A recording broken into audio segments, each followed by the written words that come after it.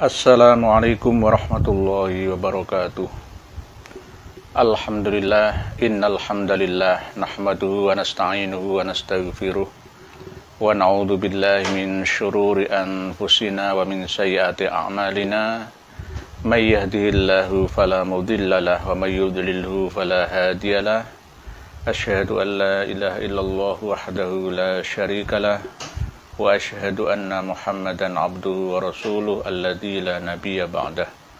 Allahumma shalli wa sallim wa barik ala nabiyyina Muhammad ibni Abdillah wa ala alihi wa sahbihi mawalah amma ba'dah. Saudara-saudariku, semoga dirahmati oleh Allah. Pada episode kali ini saya akan berbicara tentang syajaratil khuldi. Syajarah itu artinya adalah pohon. Khuldi itu artinya adalah kekal. Syajaratil khuldi berarti buah. Bukan buah sebenarnya, pohon kekekalan. Sama dengan syajaratul ansab atau syajaratun nasab. Kalau seorang manusia memiliki anak, cucu, cicit, canggah, wareng, dan seterusnya, itu sama dengan dia akan kekal menguasai bumi ini. Jadi, peristiwa yang menimpa Nabi Adam dan Ibu Hawa pada masa lampau itu sebenarnya bukan memakan buah khuldi, itu bukan buah yang sebenarnya, karena sampai sekarang ahli sejarah manapun belum bisa membuktikan buah apakah yang dimakan oleh Nabi Adam dan Siti Hawa itu buah apel atau buah jeruk kah atau buah tin kah, masih misteri, karena memang yang dimakan oleh beliau berdua ini bukan buah yang sebenarnya. Memakan pohon keabadian dengan memiliki anak cucu berarti sama dengan bersetubuh atau berhubungan badan agar memiliki keturunan. Di dalam surat Toha ayat 120 sampai 121 diabadikan dalam redaksi firman Allah Subhanahu wa taala, fawaswasa ilaihi syaitanu, lalu syaitan itu membuat suasana was-was di dalam pikiran Nabi Adam.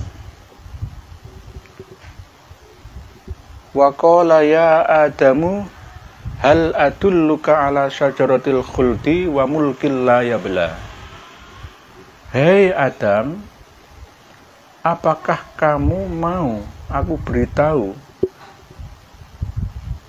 tentang kerajaan yang akan membuatmu kekal selama-lamanya di bumi ini? Tidak akan musnah anak cucumu nantinya.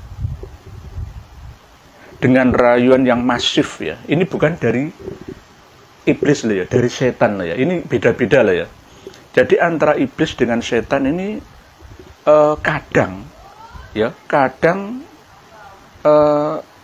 merupakan satu sosok. Tetapi kadang dalam satu ayat itu Allah menyebutkan setan, bukan iblis. Karena memang setan itu kata sifat yang apabila melekat ke dalam makhluk yang bernama manusia, maka akan menjadi syaitonal insi. Kalau melekat pada makhluk yang bernama jin, maka akan menjadi syaitonal jin. Karena syaiton itu sendiri artinya adalah jauh dari rahmat Allah, selalu membangkang. Karakternya adalah selalu menolak petunjuk-petunjuk Allah. Jadi fawaswasa ilahi syaitan, bukan fawaswasa ilahi iblis, bukan.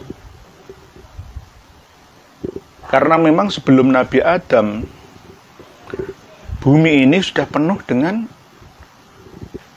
manusia sebenarnya. Ada yang mengatakan bukan manusia yang berjenis Homo sapiens, manusia modern, tetapi manusia-manusia yang masuk dalam kategori Homo erectus dan anak cucu dari jin, Banul Jan, dan itu sudah memenuhi planet bumi ini, sudah memakmurkan bumi ini dalam kurun waktu yang sangat lama, berkuasa menjadi khalifah di muka bumi ini, Banul Jan. Lalu Allah mempunyai ide untuk mengganti generasi mereka dengan makhluk cerdas yang Allah desain dengan volume otak yang sangat-sangat canggih dan besar, lebih besar, yang meliput peradaban-peradaban, kemajuan-kemajuan nantinya. Maka timbullah rasa iri dan dengki, sombong pada diri Banul Jan, khususnya Azazil. Oleh sebab itu, iblis akan menggunakan berbagai macam cara untuk menggagalkan rencana itu. Fawaswasa ilaihi syaitan. Jadi iblis membuat perasaan was-was, perasaan deg-degan pada diri Nabi Adam atas dorongan nafsu seksual yang tinggi, di mana Nabi Adam dan Siti Hawa ini menginjak masa-masa puber, remaja. Di suatu tempat jannah atau hutan, taman yang indah di daerah antara sungai Eufrat dan sungai Tigris, peradaban Mesopotamia Raya. Jadi kalau kita tilik sejarah, beliau berdua berada di daerah Timur Tengah sana. Bagaimana kondisi Jawa, Sumatera, Kalimantan, Sulawesi, Papua? Apakah sudah ada manusianya? Sudah ada. Bahkan sebelum Nabi Adam, 200.000 sampai 500.000 tahun yang lalu, di Sangiran, dekat sungai Bengawan Solo, Trinil, dekat sungai Bengawan Solo, sudah ada peradaban-peradaban. Kalau di Mesopotamia dekat sungai Eufrat, dekat sungai Tigris, tetapi kalau di Jawa, khususnya di Jawa Tengah, Jawa Timur, ada peradaban manusia purba yang sudah mengenal bahwa setelah mati itu akan hidup, ada kehidupan lagi. Kepercayaan mereka animisme, dinamisme. 500.000 tahun yang lalu. Padahal kalau dilihat dari sejarah Nabi Adam sampai sekarang ini belum ada 25.000 tahun. Wallahu a'lam. Jadi lebih duluan mana? Ya lebih duluan peradaban yang ada di bawah garis khatulistiwa Indonesia Raya, Nusantara ini. Peradaban di Sangiran. Peradaban manusia di kaki Gunung Muria. Peradaban manusia di Trinil, Ngawi, Ngandong, dan seterusnya. Di Blitar, di Mojokerto, banyak sudah bertebaran manusia-manusia semi modern. Tetapi mereka banyak yang musnah dengan adanya gejolak bencana alam yang menimpa mereka, sehingga banyak yang hijrah, berpindah. Ada yang pindah ke India Raya, ada yang ke Cina, dan seterusnya. Jadi kembali ke bahasan Nabi Adam dan Siti Hawa.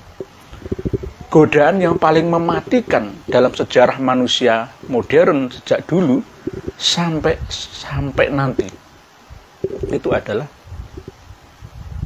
makan buah percintaan yang membuat kekekalan alias persetubuhan alias persenggamaan. Rayuan syaitan, ya Adamu hal adulluka ala syajaratil khuldi wa mulkil la yabla. Lalu dengan godaan yang sangat masif itu akhirnya fa'akala minha fabadat lahuma sau'atuhuma wa tawfiqo yakhsifani alaihima min waraqil jannah fa'asa Adamu rabbahu fahuwa. Jadi akhirnya benar-benar makan. Jadi makan pohon kehidupan. Berarti gak mungkin makan pohon, kan gak mungkin. Makan buah dari pohon kehidupan yang kekal itu. Agar nanti menurunkan keturunan atau nasab. Sajaratul ansab. Pohon nasab. Akhirnya setelah keduanya memakan, keduanya bersetubuh, mohon maaf ini agak saru, memang begitu bahasanya. Lalu terlihatlah aurat keduanya. Jadi keduanya telanjang. Awal orang telanjang itu orang sedang apa? Inilah yang namanya bahasa kiasan. Jadi kalau pelajaran-pelajaran agama yang dipelajari oleh generasi kita sejak dulu sampai sekarang ini, mau direvisi atau tidak ya silahkan terserah. Tapi tetap buah kuldi itu apa itu tidak akan ketemu. Ya, perusahaan Apple kerowak samping kanan atas itu juga menafsirkan bahwa buah pengetahuan. Nah, akhirnya terciptalah perusahaan elektronik terbesar di dunia itu Apple. Para pemirsa sekalian rahimakumullah, pernahkah kita mendengar tahun 90-an ada lagu ciptaan Fazal Dat yang dinyanyikan oleh Hedi Sunjaya itu, hidangan dap sedap. Nah, itu kan bahasanya bahasa perempuan dimakan. Karena ketika seorang perempuan menginjak remaja itu mulai seperti bunga yang baru mekar. Seperti pohon yang tumbuh subur, indah, mekar, harum, mewangi. Dipetik lalu dimakan. Bahasa dimakan ini hampir sama seperti ketika wartawan menulis di koran-koran dengan berita yang fantastis. Seorang paman makan keponakannya sendiri yang baru menginjak remaja. Bahasa-bahasa seperti ini dah dipangan, berarti disetubui oleh pamannya sendiri. Jadi bahasa makan ini bahasa kiasan. Buktinya adalah fabadat lahuma sau'atuhuma. Lalu mereka berdua menutupi auratnya dengan memakai daun-daun dari hutan taman itu. Fa'asa Adamu rabbahu fahuwa. Maka Nabi Adam termasuk kategori orang yang menyalahi aturan Tuhannya. Jadi ini pelajaran buat kita semua. Dalam sejarah manusia, sampai kapanpun, pasti kelemahan seorang lelaki itu ada pada Sajaratul Khuldi ini. Ayo, cerita siapa? Nabi Sulaiman, tahtanya bisa hilang ya gara-gara istri beliau. Nabi Ibrahim ketika merantau ke Mesir, ya, ditangkap oleh pemerintah Mesir, istrinya ditahan, berbohong kepada pemerintah Mesir, Fir'aun, bahwa Ibrahim bukan suaminya, tapi kakaknya. Karena kalau bilang suaminya, ya, maka akan dibunuh Nabi Ibrahim itu. Ya. Ini gara-gara perempuan. Siapa lagi? Nabi Daud menangis berhari-hari ya gara-gara perempuan. Bahkan Rasulullah Muhammad SAW sendiri pernah mau dirayu oleh orang-orang kafir Quraisy untuk menghentikan dakwahnya. Maunya apa? Mau perempuan kah? Mau harta kah? Mau jabatan kah? Akan diberi agar berhenti dari dakwahnya. Kiai Barseso juga gara-gara perempuan. Ya. Siapa lagi? Dalam sejarah manusia modern, Ketua KPK Antasari Azhar juga dijebak dengan perempuan, ya kan? Ayo, siapa lagi? Bahkan cerita mitos yang belum jelas tentang Gunung Tangkuban Perahu ya gara-gara perempuan, ya kan? Sangkuriang dengan ibunya, ya gara-gara cinta seorang laki-laki terhadap perempuan. Cerita Bandung Bondowoso ya dengan Roro Jonggrang ya perempuan juga, Joko Tarub ya perempuan juga. Sampai kapanpun itu kelemahan seorang lelaki itu kalau sudah ada Sajaratul Khuldi ini, kalau sampai dimakan itulah sudah hilang akal sehatnya. Oleh sebab itu, jebakan yang paling mematikan, menghilangkan segala akal sehat kita adalah Sajaratul Khuldi. Kalau kita sampai memakannya, maka hancurlah akhirat kita atau masa depan kita. Para pemirsa sekalian, rahimakumullah. Jadi sekali lagi, buah khuldi itu tidak ada. Buah khuldi itu kiasan dari persenggamaan atau persetubuhan yang akan melahirkan nasab keturunan, sehingga syajarah, pohon-pohon nasab itu akan terus berlangsung selama-lamanya. Mulkil la yabla. Sama seperti ketika ada ayat nisa'ukum harthul lakum fa'tu harthakum annasyitum. Istri-istri kalian itu adalah sawah ladang kalian. Maka datangilah, kerjailah, garaplah istri kalian sesuka kalian. Kan gitu ya. Jadi di situ bahasanya bukan nisa'ukum kaharsil lakum, bukan, tapi nisa'ukum harsul lakum. Jangan diartikan letterless lahiriahnya, oh istriku berarti sawahku berarti. Oh tak gawakno puacul, tak puaculi. Nah, ya jangan begitu. Itu perumpamaan. Seorang lelaki atau suami menanam benih matumnun ya, atau benih keturunannya pada suatu tempat yang kadang ada yang subur seperti sawah yang gembur, kadang ada yang tidak subur. Perempuan juga begitu, ada yang subur dan ada yang mandul. Jadi perumpamaan ini hampir sama seperti kalimat Sajaratul Khuldi.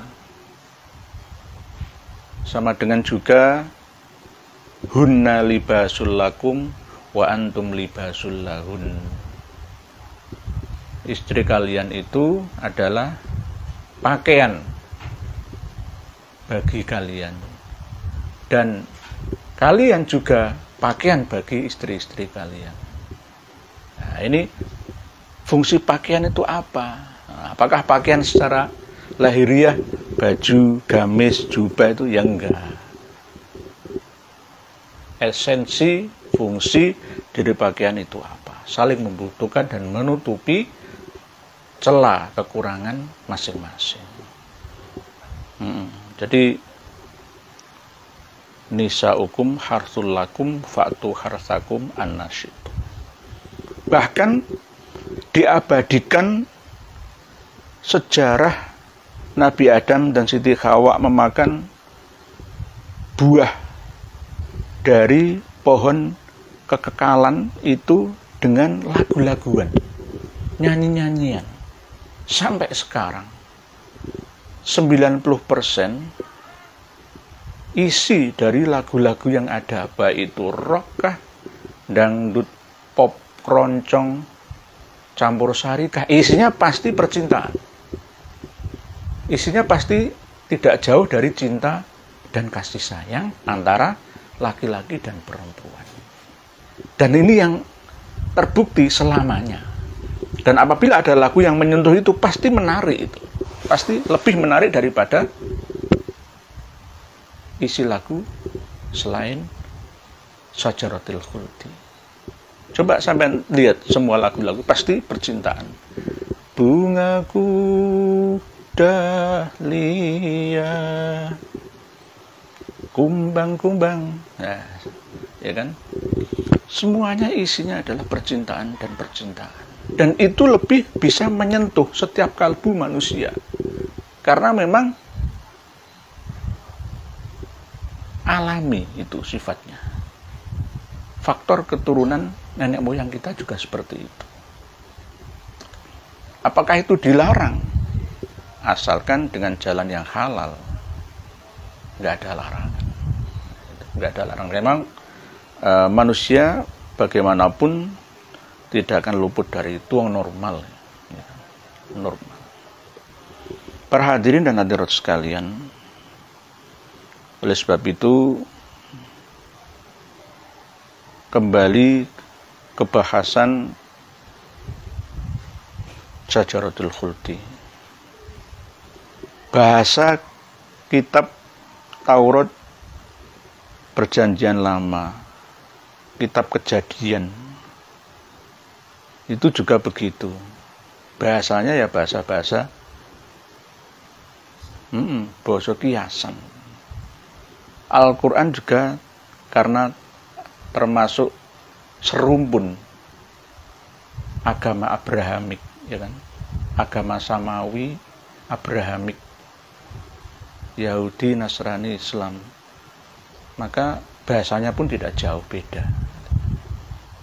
Oleh sebab itu kita memahaminya dengan pemahaman yang lebih ilmiah. Jangan hanya sekedar dongeng. Manusia milenial, zilenial sekarang ini sudah cerdas-cerdas.